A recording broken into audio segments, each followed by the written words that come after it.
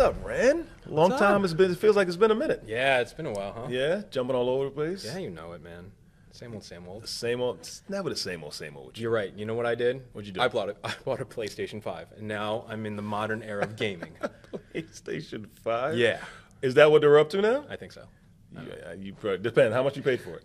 I paid enough, and I think I'm getting beat up by a bunch of kids. Yes, you definitely are. Yeah. I took a 15-year break from video games. I'm going to quit again, actually. They got you going down a deep rabbit hole now. Yeah. What we got? Was it November? I believe Veterans Month, right? Yes. We have personnel from every branch. Yeah. On FDNY. I've met individuals from the Navy, Air Force, from right. Air Force, the Marines. There's definitely Coast Guard guys. We've seen those. Oh, 100%. I haven't. Yeah, no, there's, you know what it is? I guess the transition to come over to keep helping. Yes. Right? Because, you go over there in the military, your Right. job is to help people and Right. protect people. And now coming back home, it makes sense to come over to FD side, Right. ED It side. is a life of service, right? Right. It is definitely a life of service. And we thank them every day, not just the month of November. We thank them every day for their for sure. sacrifices and their services. You had a couple of interviews, right? I think a sergeant major you had. Yeah, with Division Chief Charles Morgan. Charles Morgan, yep. Yeah, I've known him for a little bit. He was actually my lieutenant when we were HAZTAG together. So he has an interesting story, Army guy. Right. And it's nice to hear how military and FDNY, how they interact a little bit. Yeah. How we kind of support each other in that way. So it's definitely a good interview. We try and mirror them as best we can. Yeah, with that paramilitary stuff. Yeah. All right, so let's check out the interview. Yeah, Let's see what you got. Today I am joined by EMS Division Chief Charles Morgan. Welcome, sir. Hey, how you doing? Very good, very good. So being that it's November, we're celebrating veterans, and I know that you are one. So let's give our listeners and viewers first a little background on your FDNY career. So who are you and what do you do? So I work for the FDNY. I work at PSAC 1, which is actually in Brooklyn, New York. I am the division commander, which means that I'm in charge of EMS communications. Right. And PSAC itself, what does it stand for? So PSAC is Public Service Answering Center. Public Service Answering Center. Yes. I never knew that, honestly. I Yeah. had no clue. All right, cool. So in terms of celebrating veterans, you have a military background. What is that? Yeah, so I'm in the Army. I've been in the Army for the last 38 years. Right. I actually joined the military out of high school. So I did medical, I did transportation, I also did supply. So currently I work at the 99th Regional Division in Fort Dix, New Jersey, and I am the logistics sergeant major. You're Sergeant Major. I'm a sergeant major. Yes. That's up there, huh? That's up there. Yeah, Right. I mean that's an E9 Yeah. in the military. Yes. Okay. So that means you started with the military first. Yes, so I started in the military. I went and I did medical, and then when I came back, there was a girl that was working in EMS that told me about being, why don't you try and join EMS? At that time, it was Health and Hospital Corporation. Okay. So that's when I joined, and I became an EMT. Okay. So was that a weird transition coming from a military organization and then coming to something like the FDNY? No, not really, because to be honest with you, FDNY is a paramilitary organization, Right. which goes through the same ranks as, in the military, like, your private to your general, you have your EMT to your chief. So it's almost the same thing as far as a military structure. Yes. Okay. Right, because like captains and such like that. Right. Okay. Right. So what would you say, what would be a nice piece of advice you would give to like other veterans who might be prospectively thinking about coming to the FDNY? Well, I'll tell them that it's a good organization to Yeah. join.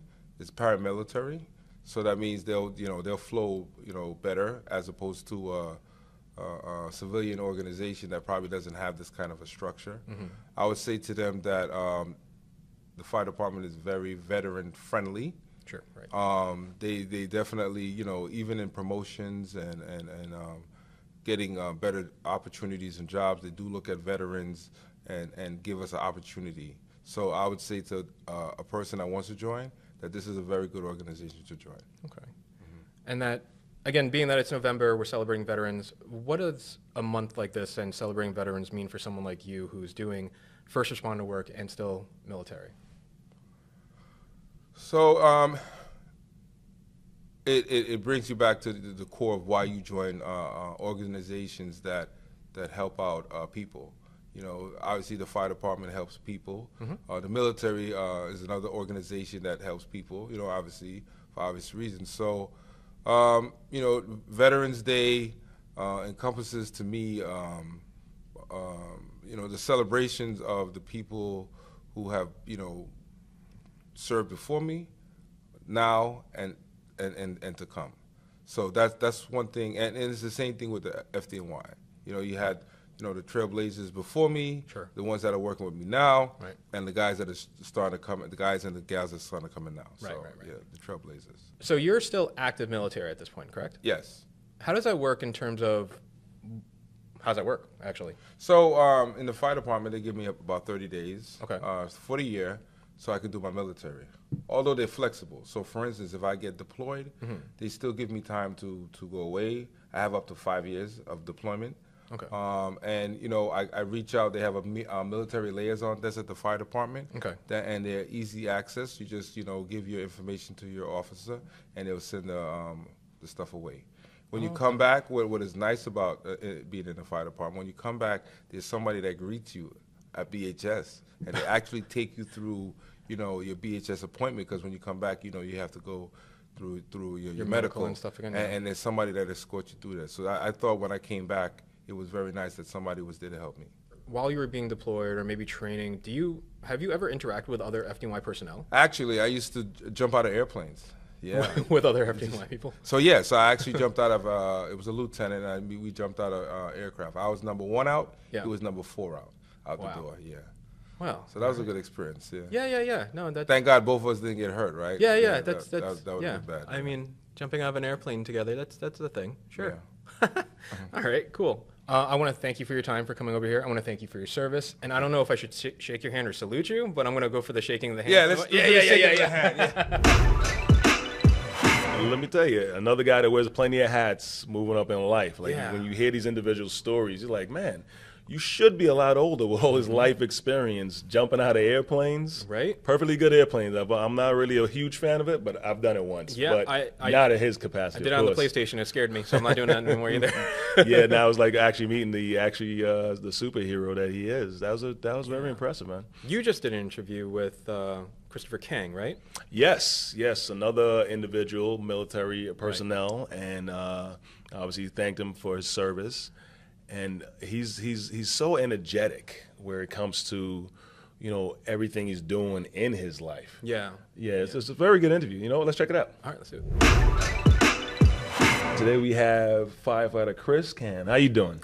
I do it. Engine 320. Engine 320. All right, I like it. Starting off, let them know what you're representing. I love it. So how long you been on the job, Chris? I've been on the job for about 7 years plus. Mm-hmm. Got on in June 16, and Okay. here I am. All right, we're focusing a lot on the military personnel. You have a military background, correct? Yes, I was in the Marine Corps from 02 to 08. I spent about a year in 29 Palms training for my job school, and then I went to Iraq in 04 to 05, and went to school, and here I am. What inspired you to take the job? Well, I had a bunch of friends that were in the fire department as I was going through college, and I taught high school for 3 years before this job. Okay. And I always thought of the job as something interesting, because they always talked about how great it is in the firehouse and how great the job is overall. You know, I'm used to public service, so I thought this would be a great opportunity to help the community, just like I was doing when I was teaching. Oh, excellent. How long did you teach for? I taught high school for 3 years in Elmhurst, Queens. Oh, what grade? 9 through 12. I Ooh. taught social studies, Mhm. economics, participation in government, U.S. history, Regents prep. Oh, so you pack patience wherever you go, Chris. Because you're talking about teaching high school kids. Right. I was trying to make them not fall asleep. You know? Yeah? Try to keep it fun. You know what? I could see that. I could kind of feel that energy. So, you know, what would you tell a young candidate to that wants to become a firefighter? Maintaining healthy habits, maintaining a regular physical fitness routine, and just really being motivated to get on the job and show up early and be there and be positive, you know? Right. The positivity is huge. I always say, you know, you get more done with honey than vinegar, but there is always a place for vinegar. There is always a time and place for vinegar. And the academic portions as well. Right. Right. How was your time in the academy? What do you think? Honestly, it was a lot. It was very grueling physically. I was a older candidate. I was 32, 33, which might more like seems the norm now. But when I went through, I felt like I was a grandpa going through the academy. How was it the transition from military to the FDNY? Well, it was a pretty good preparation for me going to the military and going to the Marine Corps. They really teach you attention to detail and being on time, being positive, you know, doing the best that you can do at whatever you do. And that's pretty much what the fire department is about as well, you know. And also the camaraderie, the fraternity, all the events that you hold, just like the military. There's a lot of camaraderie.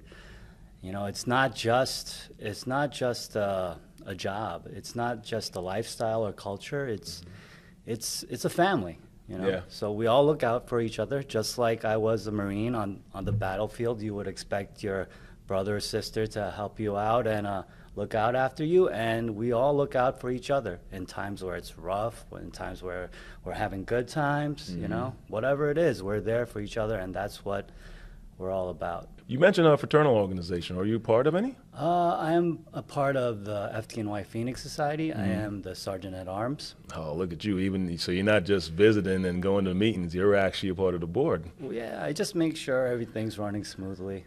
Good, good. Right. You know, it sounds like, you know, FDNY is very happy to have you. And I'm sure, like I said before, you know, I could see you supervisor, LT, and captain in your future.